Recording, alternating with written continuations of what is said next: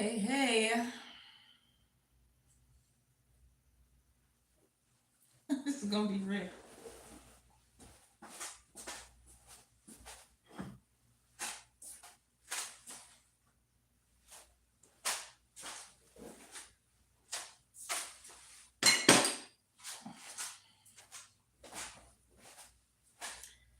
Hey, peeps.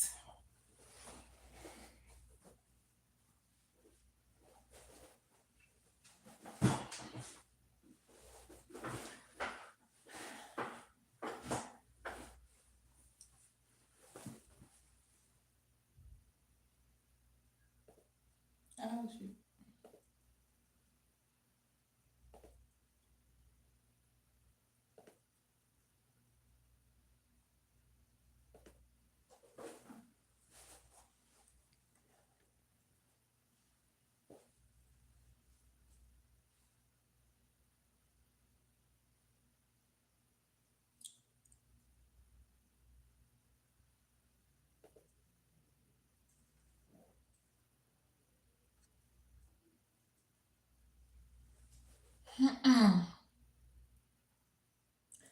All right, appreciate you guys joining me today for Think Thursdays at 3 p.m. Eastern.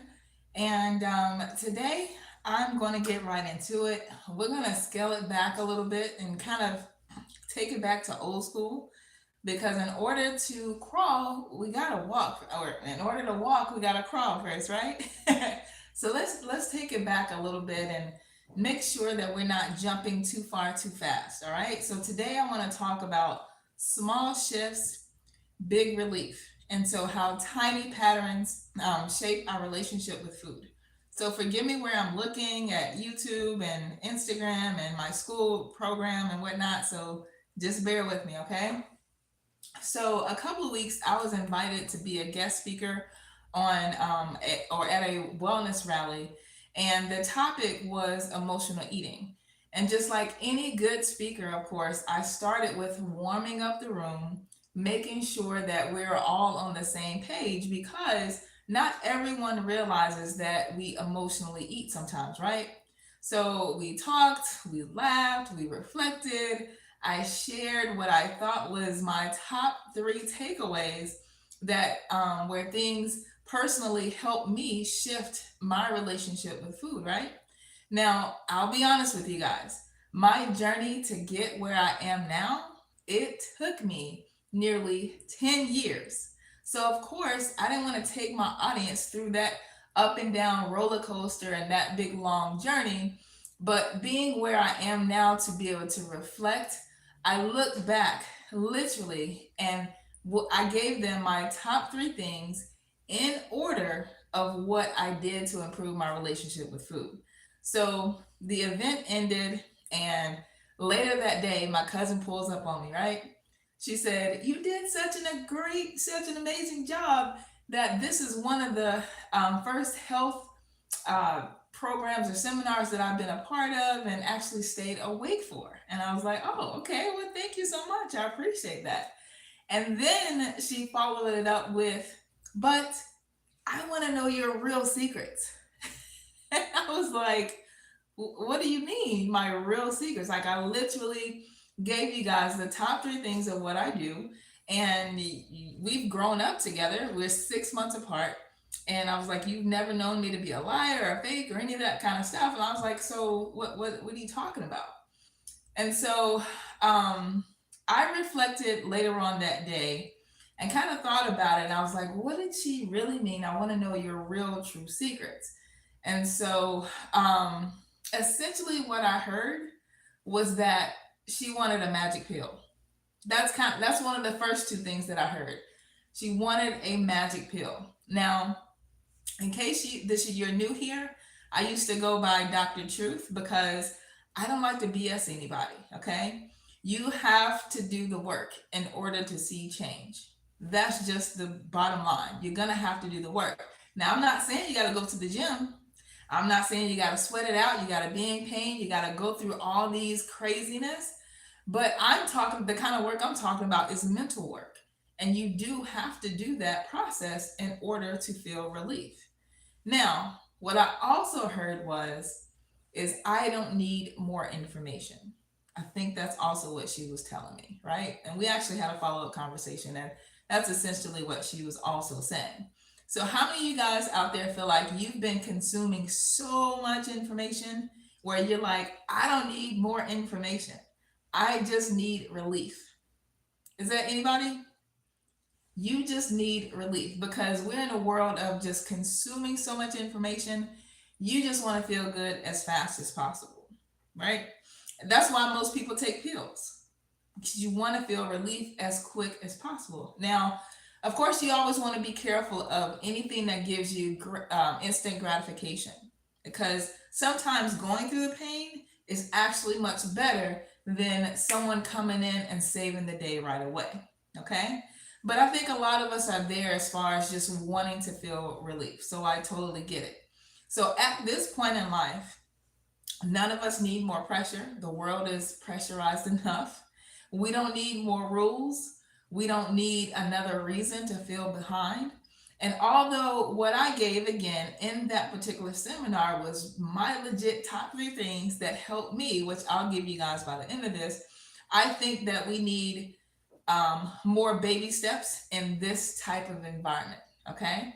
So hopefully this is going to help you guys, and you guys let me know. All right. So what you're likely seeking again is relief, and not second guessing, not less feeling like food is running your life. And so again, what I want to offer you today is a different way to think about change around food. One that doesn't require more discipline, one that doesn't require more motivation or more willpower. Okay, just small little tiny shifts that your nervous system can actually handle. Now, by a quick show of virtual hands, because again, I got my school program here and everything, but by a quick show of virtual hands, how many of you have ever said, I know what to do, I just don't do it? Anybody? Okay, see a lot of hands going up. All right, so that's great. You guys are definitely in the right place, okay? Now, getting right into it. We've been taught that change comes from doing something big, right? Some big plan, some big reset, some big promise to do better. But the thing is, your life is already being shaped by small little things, small little tiny patterns every day and repeated moments. So things that are so normal, you barely even notice them anymore. So now I want to ask you guys, what are some tiny moments around food that may lead to food even if you weren't hungry? Let me ask that again. What are some tiny little moments around food that may lead to food even when you weren't hungry? And I'm talking about little tiny stuff. So you guys tell me. All right. Yes, right after work, when you're walking in the house, you automatically go to the cabinet. Absolutely. Yes. Late at night, I can't stop snacking. Absolutely. You're just up watching TV, whatever that you're doing, but it just it makes you want to eat for whatever reason. Someone else says in between meetings because my job is so stressful. Yes, all of these things. Sometimes I open the fridge automatically. I'm not hungry. So you're searching for something when you're not even hungry, but you find yourself at the fridge. That is a huge one. Absolutely. Okay. Um, Sometimes just getting in the car. Wow. Okay. So you guys are hitting it on the nail on the head. Those are very specific times where you may emotionally eat because one person said their job is stressful. Somebody's just opening up the fridge when they're not even hungry, in between meat. Yes, all of these things are very much emotional eating. So what I'm going to teach you guys before the end of this chat is that I'm going to teach you how to interrupt those patterns, and you're going to get to a space to where you're like, dang, I'm not even hungry. I don't even want that. So it's not about willpower. It's not about white knuckling your way through. It's not about forcing anything at all. This is where I get you to a mental space to where you're like, I really don't want that, and I'm okay with it. Okay? Is that okay with anybody? All right, perfect. So, as you can see again, as we just talked about, when it comes to food, those small little patterns quietly train us every single day. Now, I want to share a short piece of my story because our food patterns aren't random or just because. And so, you guys hearing a little bit about me may help you, I guess, kind of reflect on your own story on how you got to where you are. All right. So I played basketball at Belmont University in Nashville, Tennessee. And being a student athlete, that gave me a lot of discipline and structure. I mean, my days were just mapped out. It was class, it was practice, lift weights, right? By the time all of that was done, it was around 6 o'clock or so.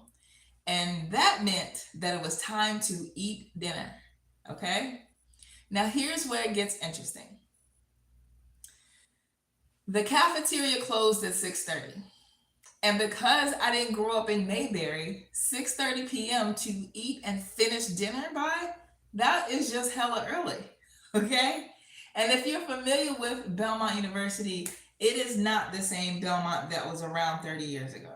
Not the same place. Okay? But we're going to come back to how it was then versus how it is now. All right? So, the way that I grew up in my parents' house, the kitchen was open 24/7. Food was always available. Now, you may think automatically that that is just trouble, but not necessarily, okay? My next door neighbor's house, literally right next door to us, their parents closed their kitchens at 8 p.m. every single night. Now, I'm sure it was for more reasons, but initially, I'm going to assume it was because they had 6 kids and feeding 30, 40 years ago was as expensive as it is now. Not literally by the dollar for dollar, but by our by the salaries and all that kind of stuff, right? As time goes by, everything goes up. So feeding 6 kids was still expensive then, plus 2 full grown adults. That's 8 people.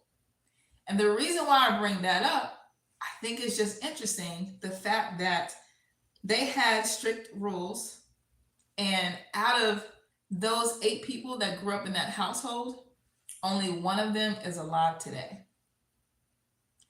Only one of those people out of 8 is alive today. Okay. Now let's bring it back to me. Okay. Now I was again a Division 1 post player, which means I'm taller than the average player or taller than the average female. And I played the positions of the 4 and the 5, which means like you're the taller players on the court where you are close to the goal and getting rebounds and getting the easy buckets or whatnot. Now the thing is, I'm only 5'12", so I'm not that tall for college level. And because I can't control my height, I can do something about my weight though, right? So I was constantly being groomed to gain weight. Now at one point, I got to a point to where I was bench pressing almost 200 pounds. And at the time, I truly believed I needed to eat a certain way to get stronger. So after that hella early 6:30 p.m. dinner time that I told you guys about, most nights I'd walk across the street to the Circle K, which is a gas station if you guys aren't familiar, okay? So y'all already know the setup, right? The little hot dog silver rolling grill. So the 2 for 2 deal. But of course, you got to have something on the side. So I got the family size bag of the Doritos, the Cool Ranch, the nachos, whichever one I found first. But of course, I got to wash it all down with something, right? Lemonade, Gatorade, Kool-Aid, whatever aid to help me toward instant diabetes. See what I did there? Yeah, okay.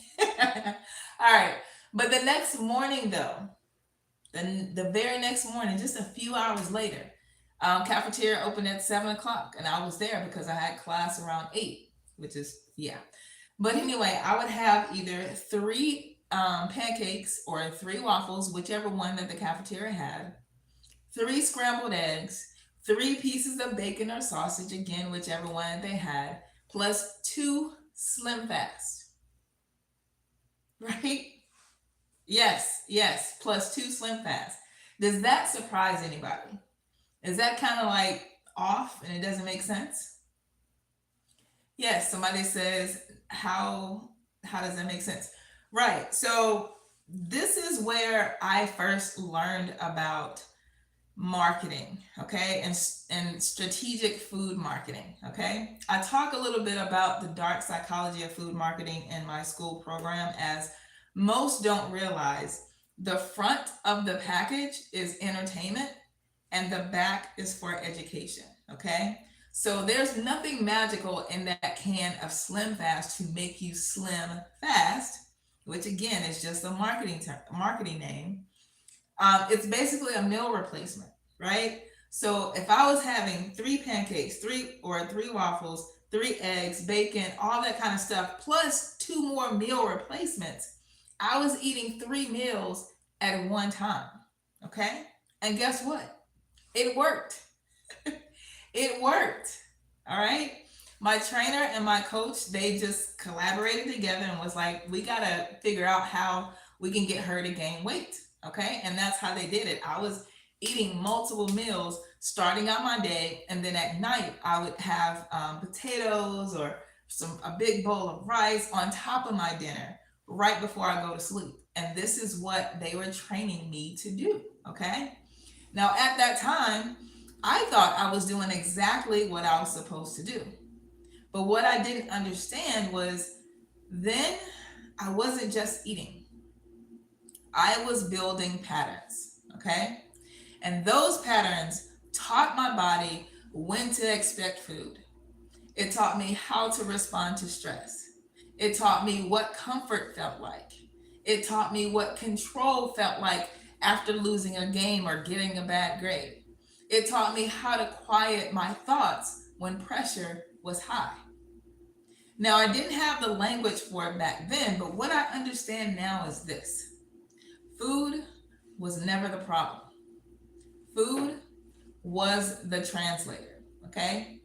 It translated stress into action. It translated structure into routine. It translated pressure into patterns. So fast forward years later, I experienced some health challenges that, again, years later, I eventually traced back to food. And if you don't know, there's a lot of food out there that's hurting us. And even when I found out that particular food was hurting me, which it wasn't just one thing, it was multiple things. But when I found out these foods were hurting me, I found myself still eating them. Yes, I still found myself eating them. Talk about self-sabotage. Anybody aware? Anybody familiar with that? Yes. So over time, our patterns don't just shape our routines, they shape our health. And once I realized this, that's when curiosity kicked in. I needed to understand why we eat the way that we do, not just what to eat. Because how many of us know that we should eat fruits and vegetables every day? How many of us know that McDonald's is not healthy? There's never been a time where I went past a McDonald's and there was not multiple people in line. So just because you know better doesn't mean you automatically do better. And that's why we're here. That curiosity is what led me back to pursue my 3rd degree and get my PhD in educational psychology and research with the focus on the psychology of eating. Okay. And again, if you're new here, thank you so much for being here. I go by Dr. Denise Thinks because I believe that real change starts with understanding how we think before we try to change what we eat. Okay? Now, so to give you guys instant relief that you came here for, this workshop, again, ain't about what to eat. Too many people are talking about that. And you already know what to eat anyway, right? It's about how patterns form, especially under stress, and how small shifts can bring you big relief. Okay? All right, so let me give you an example about how tiny patterns can form and give you big relief after little small shifts. Now, decades ago, wearing seatbelts wasn't common. Okay? Wearing seatbelts wasn't common. People knew that they were safer, but the knowledge alone, again, doesn't change behavior. So, what shifted everything wasn't more education, it was just a tiny system change. So, cars began to be redesigned so that the seatbelt was easier to reach, right? Either here, here, there, or there. That's how they redesigned the cars to get the seatbelt. Not reaching all the way back in the back seat, not reaching on top of the roof of the car, but just very easy, very close to you to be able to put your seatbelt. That was shift number one.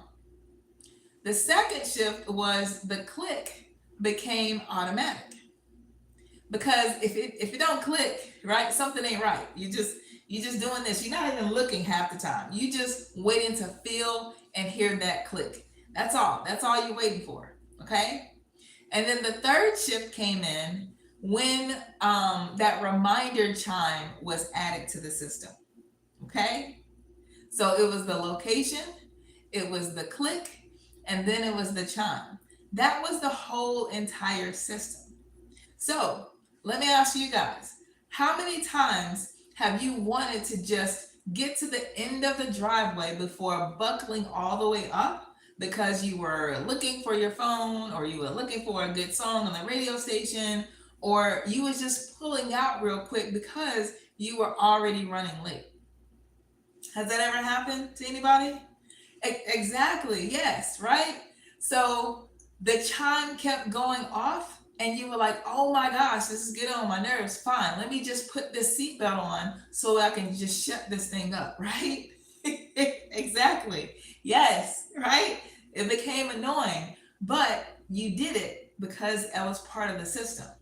So over time, buckling up stopped becoming a decision. It just became a reflex.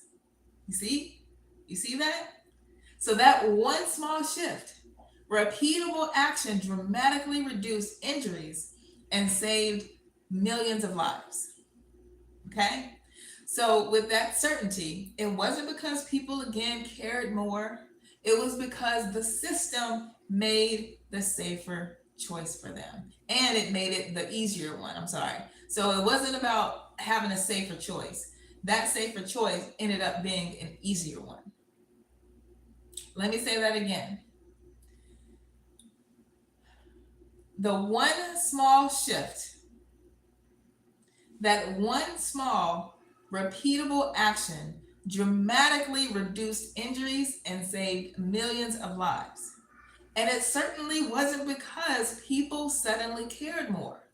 It was because the system made the safer choice the easier one.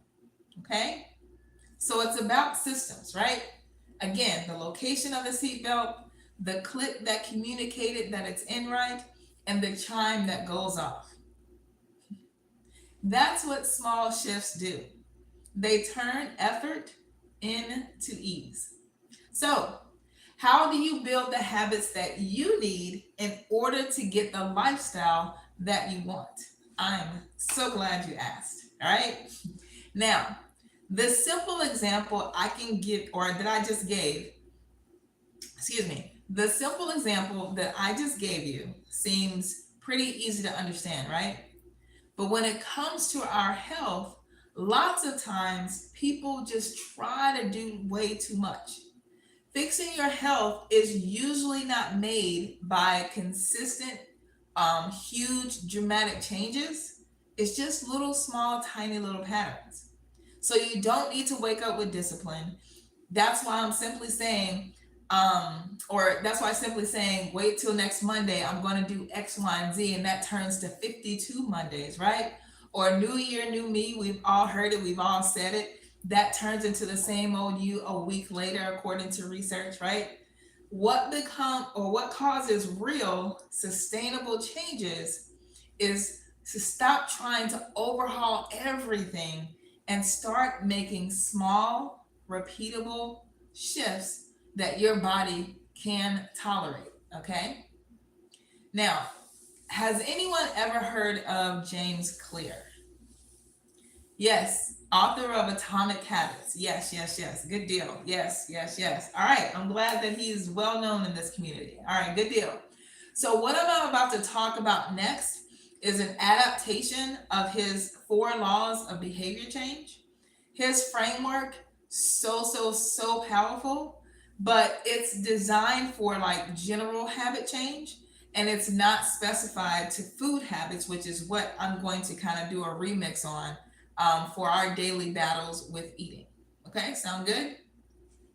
All right. So, you guys, hopefully, you already know when you come to my lives, hopefully, you have your pen and pad in hand. All right. Now, here's the remix for law number 1, make it obvious. Law number 1, make it obvious. Okay. The reason is because our brains loves shortcuts. It doesn't want to search for clues. It wants the path to run up like it's a runway, okay?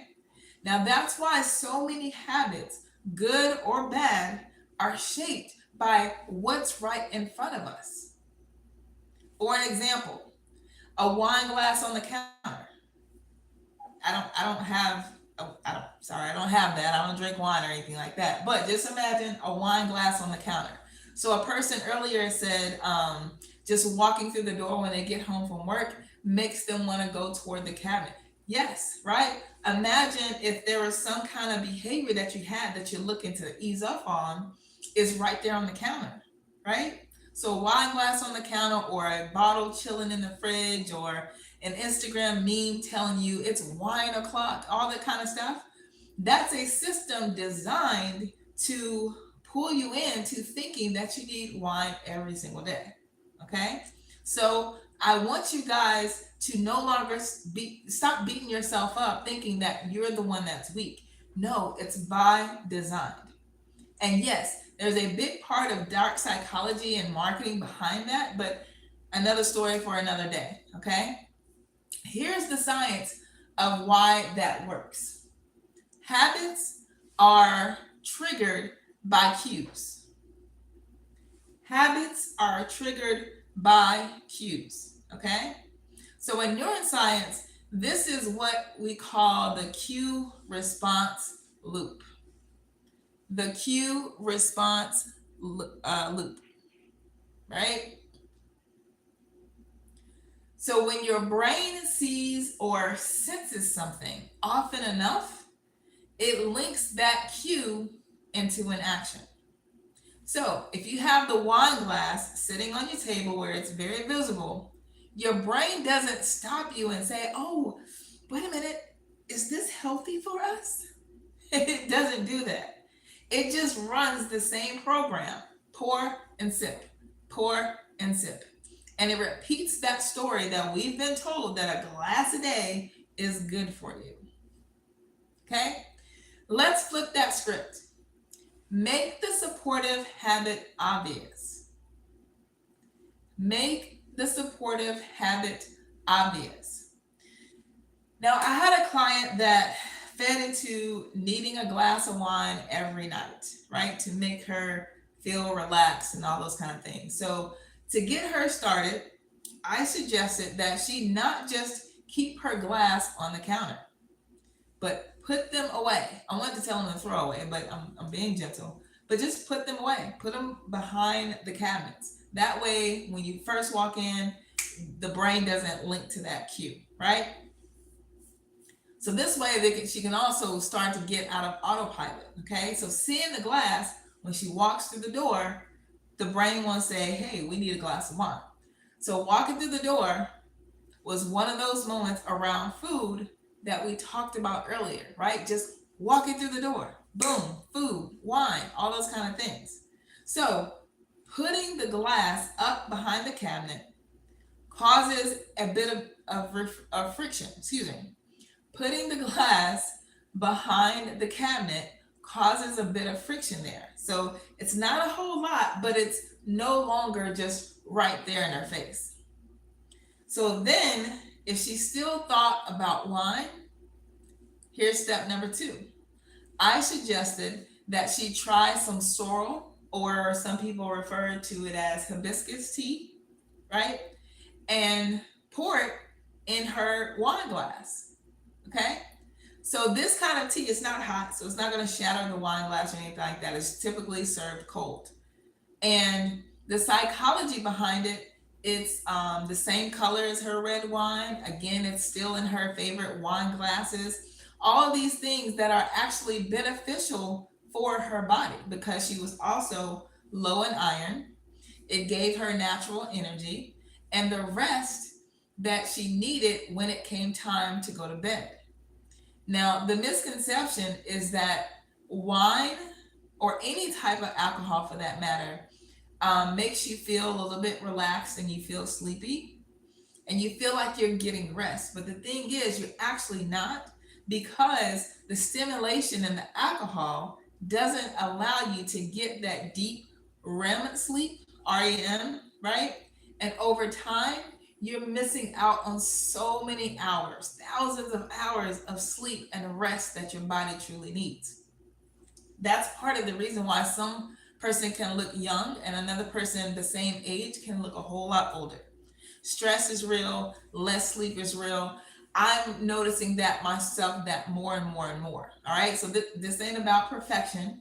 I have my slip ups as well, especially during my near 8 year journey of getting my doctorate degree. I lost on tons of hours of sleep, and now it's catching up to me, and it's like, okay, I need to start taking that serious. What are some other things that you guys have heard of for years and you're just like, oh, that ain't no big deal? Stress. That is also me. Stress belly. Absolutely. Okay. That is a real thing. We've got to, I don't even like to say manage stress, but we've got to get rid of it. We've just got to eliminate it. We've got to eliminate our stress. And yes, there's life is gonna life. Things are gonna happen every single day. Things are gonna happen, but I'm talking about that chronic stress that stays with us for years that we don't do anything about. We've got to eliminate that. Not manage it, not make it so cute, whatever. We've got to get rid of that. Okay. If you come inside of my school, I have multiple meditations that I help with this. All right. So anyway, back to my client. Not seeing the wine glass on the counter when she first walks through the door, she got rid of that first cue. Okay, so she put the glass wines away, or the wine glasses away, and the tea bags she brought out, and the kettle, she ended up buying like one of those kettles that boils the water really, really quick, and she put that front and center the moment that she walked through the kitchen. Now, for some people, you need to make a swap. For other people, you could just take it away and you're good. You have to figure that out on your own, but I'm just giving you guys like the basics here, okay? But those tiny little cues told her brain that this is what we're doing now, okay? That old stuff, we ain't doing that no more, all right? Out of sight, out of mind is what it is. So here's how you guys can do the same. Put your tea or your water bottle or your journey in a place where you can see it first. Okay? Move the alcohol or the snacks out of sight.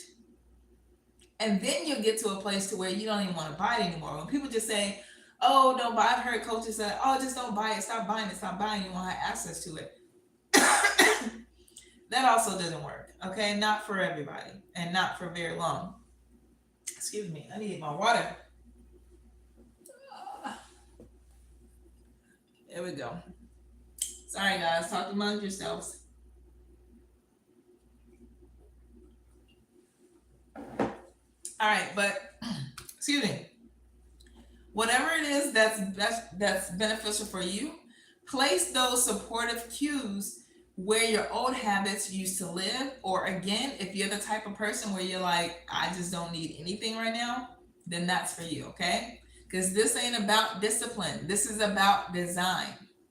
Your current design is built to keep you going in that same loop.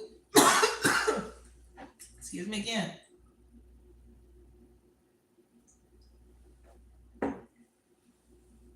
Okay? So look at your current design and see how it's not supportive of your habits that you want to create. All right? So when your environment whispers the right cues, your brain follows without that daily tug of war, push and pull, push and pull. Okay? All right, let's get to law number 2. Make it attractive. Law number 2 is make it attractive.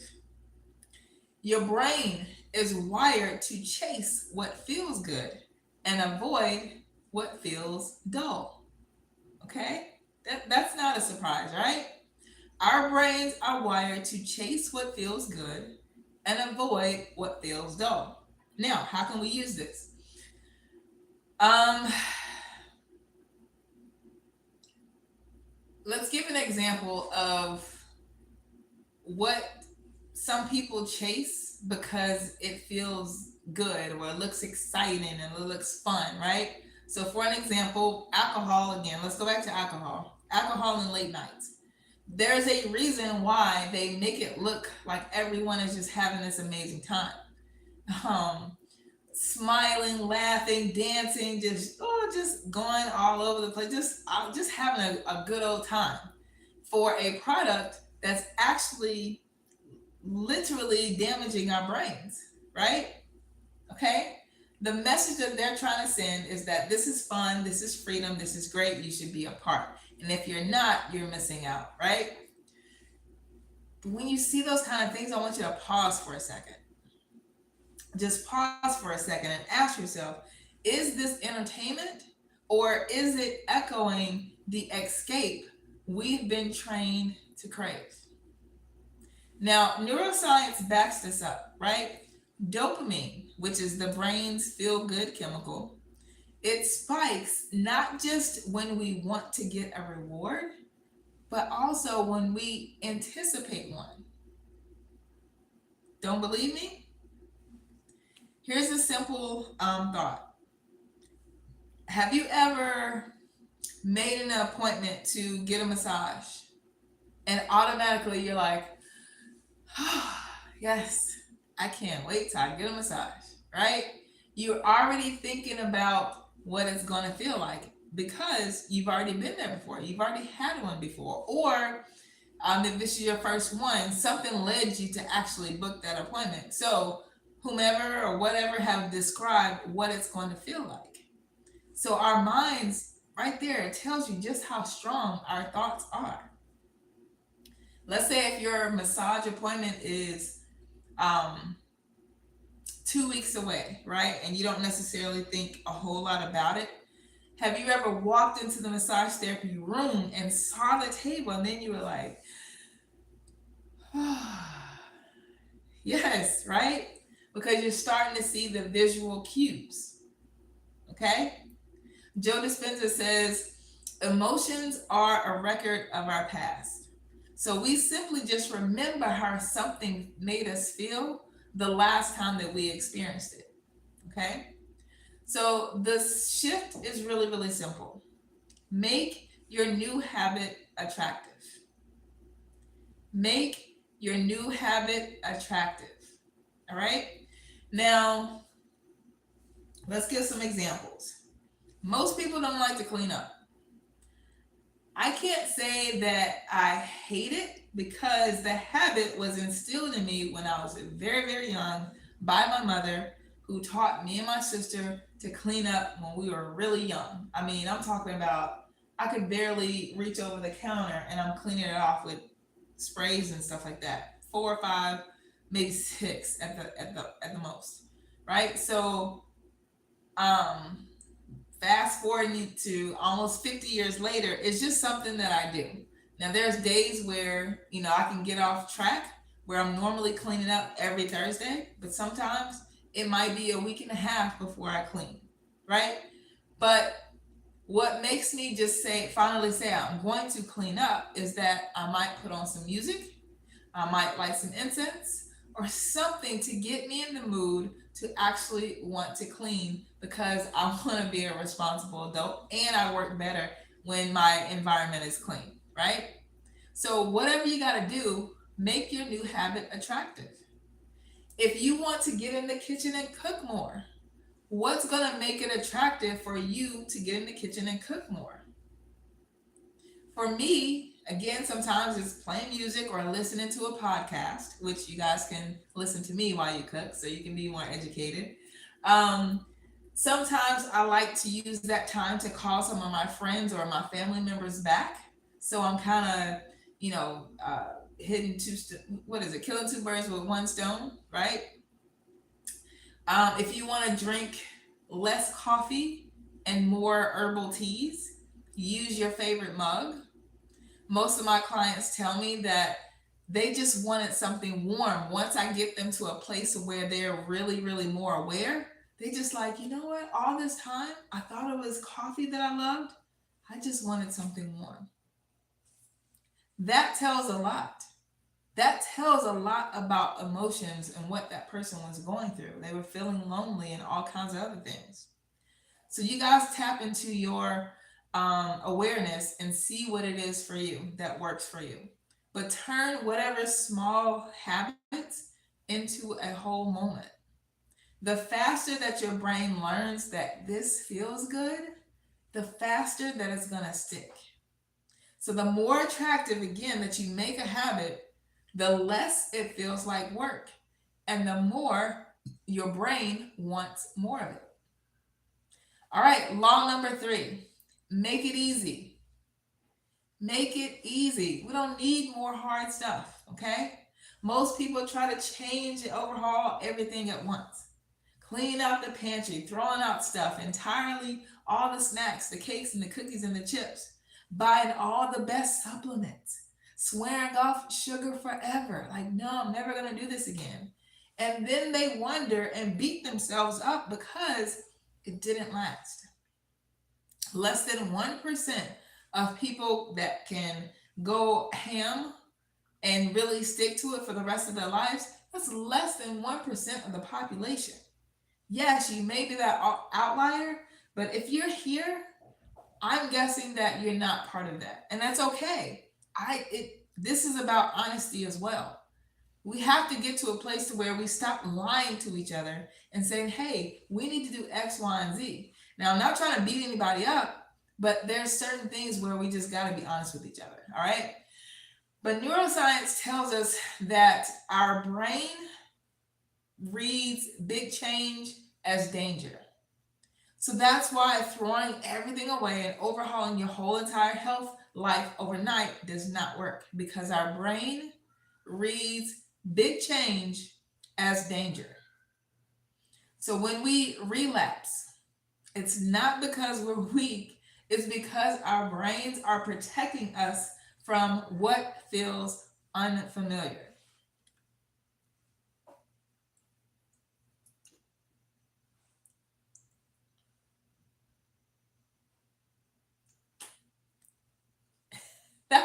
That's what I was waiting on. Absolutely. Okay.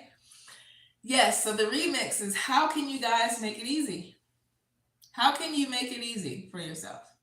Shrink the habit until it feels just too small, like almost too small to even fail. Shrink those habits so small that it seems like it's not even possible to fail. Okay. So think about fast food. Fast food chains didn't win because that food tasted better than home cooking. It won because it was easy. There was no chopping, there was no cleaning, there was no waiting, there was no, doing dishes at the end, all of those things. You just go and pull up, order what you want, and then it comes out in like 5 minutes. So that became easy. But I've retrained my brain to think that's not easy, because I'm thinking about what can happen in just a few years where I'm depending on a crutch or a cane or a wheelchair, or all these kind of things that are not easy, just because I didn't want to get in my kitchen more. Okay. But again, let's start slow for you guys. All right. Have another client, Marcus. He came into my office and he wanted to change everything. Let's see if I remember. He wanted to He wanted to stop eating meat. He wanted to stop eating dairy. He wanted to stop eating sugar, and also fried foods, just all at once. Within a week, what do you think happened? He was exhausted and he was done. He was over it, right? So I told him, let's scale this back a little bit. Let's scale this back. Instead of cutting everything out, we're going to add one thing to you. Yes, instead of cutting everything out, we're going to add one thing. I'm going to add to your regimen sea moss. Sea moss, that's it. Forget about cutting things back. Let's get sea moss into your daily regimen. Okay? That was it. If you're typically, and I know sea moss has kind of had its moment in some communities and whatnot, but if you actually get the real true source, it's going to cut out a lot of the cravings. When you're craving salt, it means that you're missing out on minerals. So things like sodium, potassium, trace minerals. If you're craving sugar, that means you have a lack of magnesium. So that's typically why a lot of people, women especially, like chocolate.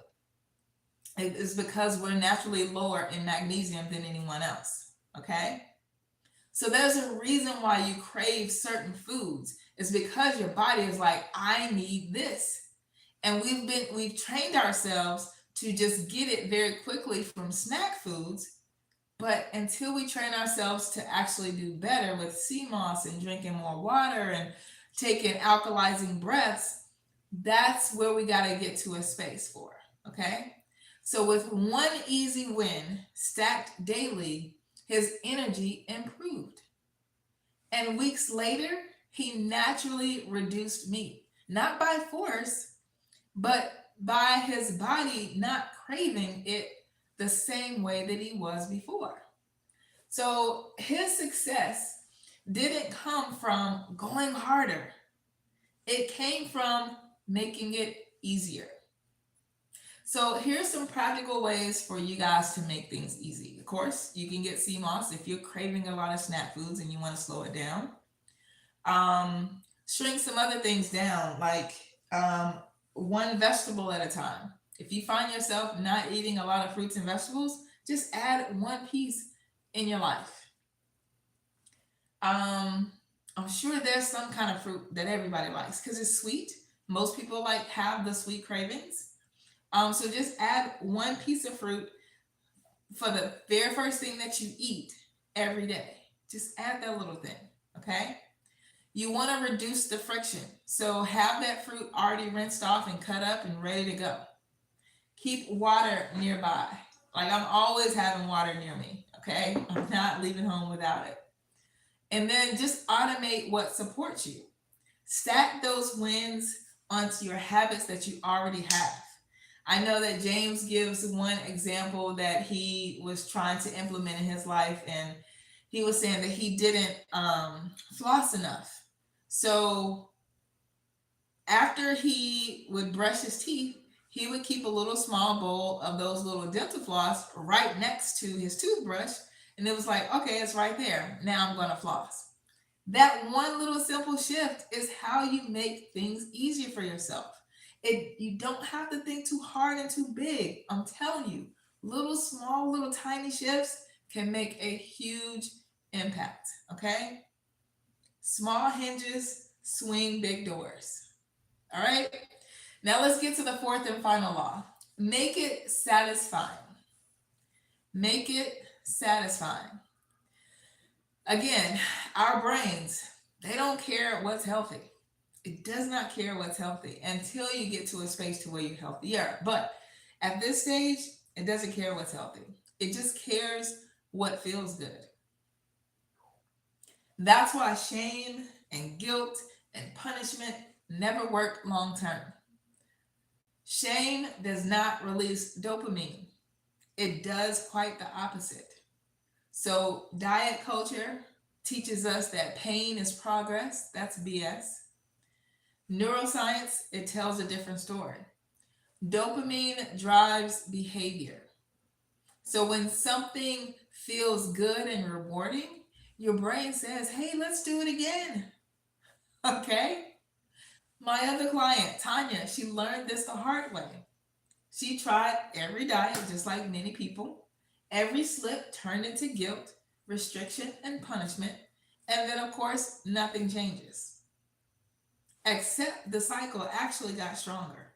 If anything, that's going to be what changes.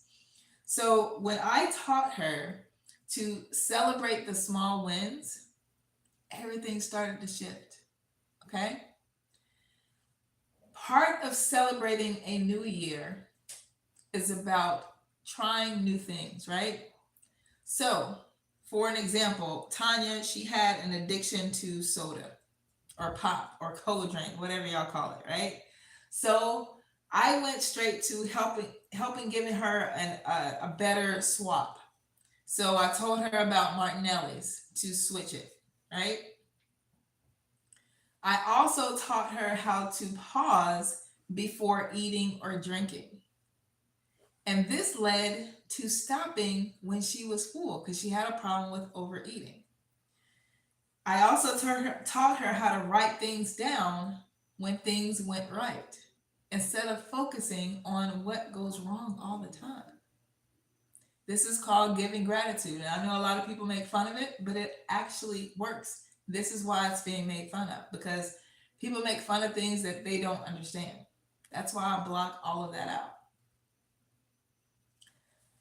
So the progress that Tanya showed, it compounded, stacking those small wins, right? And again, the brain just loves how that felt. So, of course, she kept going. And that's what encouraged her to keep going and keep going. It's just too many times I think we focus too much on the big goal, right? So, for an example, I got a lot of people that come to me and say, I want to lose 100 pounds. That's fine. If that's your goal, great. Now, after you set the goal, forget about it. Forget about that 100-pound weight loss goal. Now, let's set aside or and put together a system that's going to get you to those goals. And those are tiny little steps. Trust the fact that you'll get there. And when you get there, you'll be grateful for it. Actually, sorry, let me dial that back. Before you get there, you're taught to be grateful for the journey. You're taught to be grateful for where you are now. I teach my clients to be grateful for your body, your belly, or whatever it is that you currently say you don't like about yourself. Be grateful for it because I guarantee you there's someone else that's around that would kill to have what you have. So, not waiting to get to the place where I can't wait till I lose 100 pounds, then I'll be happy. No, you won't. You won't. You'll always be seeking and searching something. I promise you. I've seen it time after time with my family members, with clients. You're never happy if you don't learn how to be happy right now during the journey. Okay? So let's come to a close, right? Let's do a recap real quick because some of you guys came in a little bit late. Most habits don't start from scratch. They grow out of what we already do. So taking your CMOS while your coffee is brewing. After buckling your seatbelt, take a moment to take 3 deep breaths. Before turning on the TV, fill up your water bottle. Okay? You don't need more willpower. You need a better system, which will get you to a better, healthier rhythm. And then finally, your environment, it definitely matters, right? Your space is either conspiring for you or against you.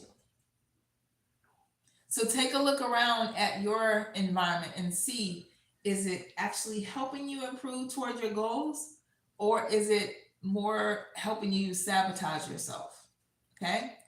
One small shift like putting a water bottle next to your nightstand can change behavior faster than any reminder ever could. So stop this, I need more discipline and more willpower crap. No, you just need a better design. And when habits run on systems instead of motivation, they stop wearing you down and you start holding yourself up. Does that make sense? All right, so I want to come back to what I mentioned earlier because this is a big part that matters. I had told you guys that I played at Belmont University, and the Belmont that exists today is not the same one that existed 30 years ago when I played basketball, right? So back then, food had limits. The cafeteria closing at 6:30 was actually a good thing. There were natural stops built into a better system. But let me be clear, my neighbors also had systems, right? Remember, I told you their kitchens closed at 8 o'clock by their parents. If you're just coming in, their parents closed the kitchen at 8 p.m. Now, there was no food after that, which is for some people strict and very disciplined too, I guess. So, how is it that they had that kind of system in place, but they were all severely overweight, even as kids, and their patterns to adulthood continued, even more overweight? So the problem wasn't effort, it was that the pattern underneath never changed. So in my house growing up, the kitchen wasn't closed, food wasn't restricted, there wasn't a rule saying that you can't eat after a certain time. And because of that, eating late became a huge deal for me. And then when I went to college, the system stayed the same. I scrounged for $4 and $5 to get my 2 for $2 hot dogs and my Doritos and something to wash it all down with. And now those patterns could have easily followed me for life if I hadn't interrupted them. That interruption didn't come from a stricter rule or more strict rules. It didn't come from more discipline. It came from more awareness. It came from more curiosity, from understanding why the pattern existed in the first place.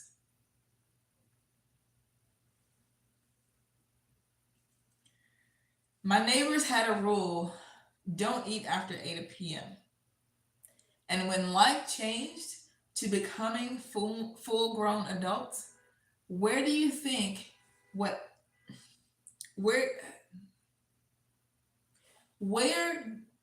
you can, let me say it this way. As they grew older and they're now full-grown adults, do you think that they kept those same rules as to no more eating after 8 p.m.? Full-grown adults, where they get their own stress, their own griefs, their own exhaustion, do you think they stuck to the 8 p.m. rules? Probably not. There's no probably. No, they did not, because I knew them growing up too, okay? They did not. So it's not about more rules. You don't need more of that. You don't need more restrictions and all these kind of things. You just need a better system in place. So what saves me now wasn't about more food, more rules around food. It was about learning how to redesign the patterns when the environment changes. Let me say that again. What didn't save me was more rules. It was about redesigning the patterns when the environment changes. And that's the heart of what we have talked about today. Rules try to control behavior. Systems support your behavior. So again, I don't think any of you guys need more rules, tighter or looser, whatever, just more and more rules. You need a better interruption and you need a better system. Because the goal ain't to live in a closed kitchen. Today, we've got food available 24/7. You got delivery apps, you've got late night scrolling, You've got endless cues telling us to eat, drink, smoke, snack, unwind, whatever. Got all of that at our fingertips. And I don't think any of that is going away anytime soon. So the goal is to live with awareness wherever you are, no matter what's going on. If you want, thank you. I appreciate that. I appreciate that. All right. So I want to come back to something that I mentioned earlier.